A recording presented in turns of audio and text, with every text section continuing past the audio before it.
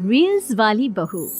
प्रज्ञा को रील्स बनाने का बड़ा ही क्रेज है और वो दिन भर रील्स बनाती रहती है।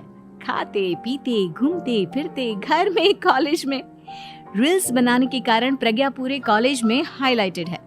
जहां उसकी रील्स सभी को पसंद आते हैं, वहीं मनीषा चिंता में डूबी रहती है। एक रोज जब खाते हुए प्रज्ञा रील्स बना रही होती है, तब मनीषा कहती है, 1 मिनट भी चैन नहीं है इस लड़की को। ये नहीं कि खाना तो आराम से खा ले, लेकिन नहीं, अरे थोड़ी देर रील्स नहीं बनाओगी तो आसमान नहीं टूट पड़ेगा। अरे मम्मी, इसी को तो कहते हैं डिटर्मिनेशन। तुम नहीं समझोगी ये सब। भगवान, इस लड़की को सद्बुद्धि दे। जब देखो तब टेढ़ा बाका मुंह बनाती रहती है। मनीषा की बात का प्रज्ञा पर जरा भी असर नहीं होता और वो खाते खाते रील्स बनाती रहती है। दिन बीतने लगते हैं और देखते देखते प्रज्ञा का कॉलेज भी खत्म हो जाता है। आए दिन कोई ना कोई मनीषा को प्रज्ञा की शादी करवाने का सुझाव दे जाता है। सब ठीक ही कहते हैं, प्रज्ञा की शादी कर देनी चाहिए। अपने घर के काम काज में व्यस्त हो जाएगी तो खुद ही ये रील्स और नाच गाना बंद हो जाएगा। मनीषा और प्रेम प्रज्ञा के लिए एक अच्छा लड़का ढूंढने लगते हैं और तभी विकी का रिश्ता प्रज्ञा के लिए आता है, जिसने प्रज्ञा को उसकी रील्स देखकर पसंद कर लिया था।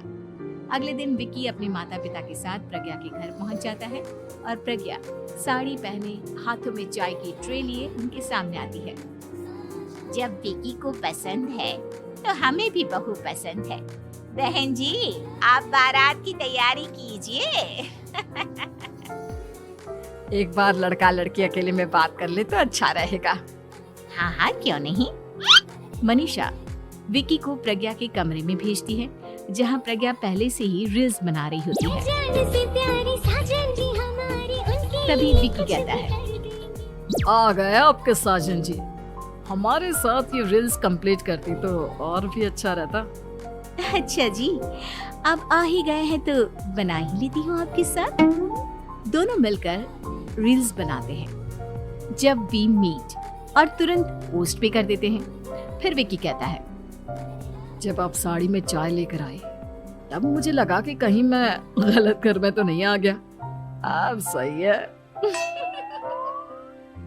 दोनों की शादी पक्की हो जाती है और शादी के दिन भी प्रज्ञा रील्स बनाने से चूकती नहीं। यहाँ तक कि बारात के समय भी नाचते हुए रील्स बनाती है। सभी लोग प्रज्ञा की तारीफ के पुल बांध देते हैं और प्रज्ञा नाचती गाती अपने ससुराल चली जाती है। सब कुछ अच्छा चल रहा होता है। प्रज्ञा यहाँ भी दिन भर हर चीज की रील्स बनाती रहती है। लेकिन कुछ दिनों के बाद जब सुनीता कहती है, बहू, ये रील्स के साथ साथ कुछ काम भी कर लिया करो। वैसे तुझे और क्या क्या बनाना आता है? मम्मी जी, वैसे तो सब कहते हैं कि मैं सब कुछ अच्छा बनाती हूँ, लेकिन मुझे लगता है कि मैं मैगी अच्छा बना लेती हूँ। हाँ, कॉफी भी अच्छा बना लेती हूँ और मुंह तो सबसे अच्छा बना लेती हूँ। हैं? अच्छा अच्छा। सुनीता अपना माथा पकड़ लेती है और कहती है, बहू, कुछ खाना बनाना भी सीख लेती।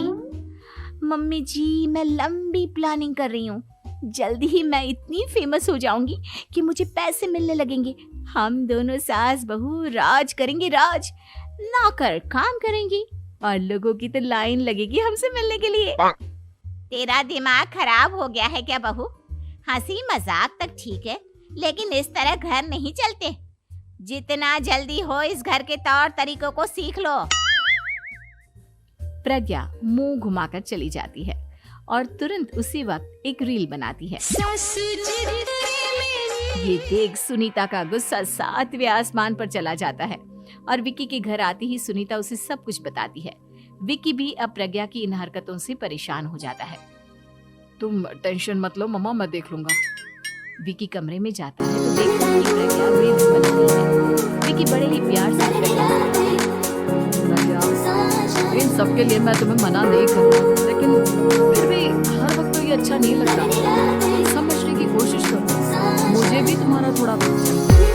मैं जब ऑफिस से आता हूँ तो मुझे समय देने की चक्कर इसी में लगे रहते हैं। ज्यादा ही सोच रहे हो। तुम भी मेरे साथ रील्स बनाओ ना।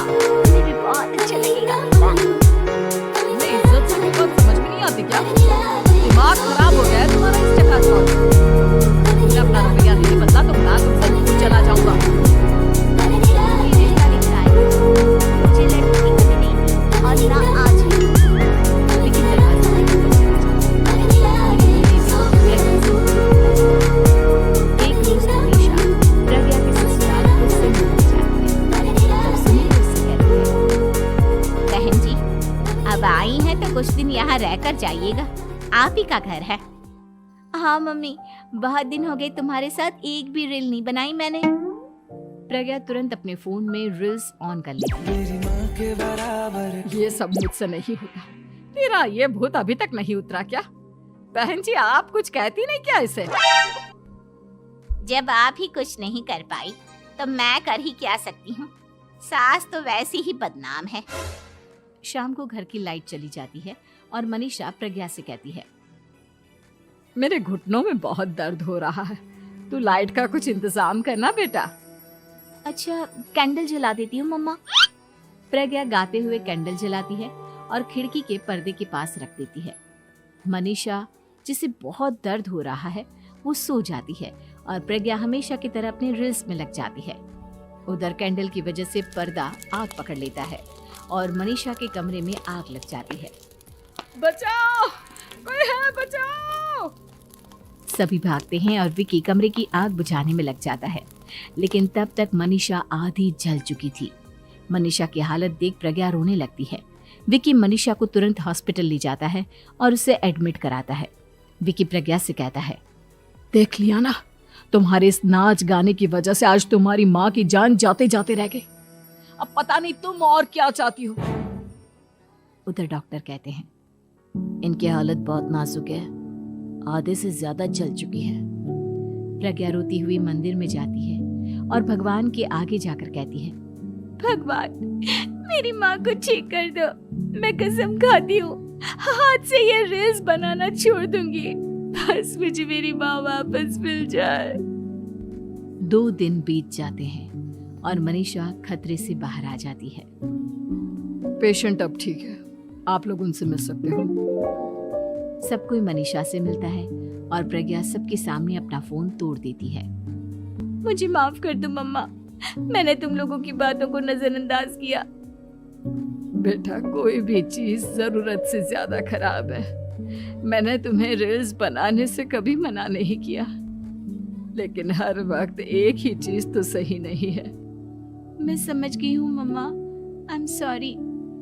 प्रज्ञा उस दिन से रील्स बनाना छोड़ देती है और पूरी तरह से अपने घर में लग जाती है।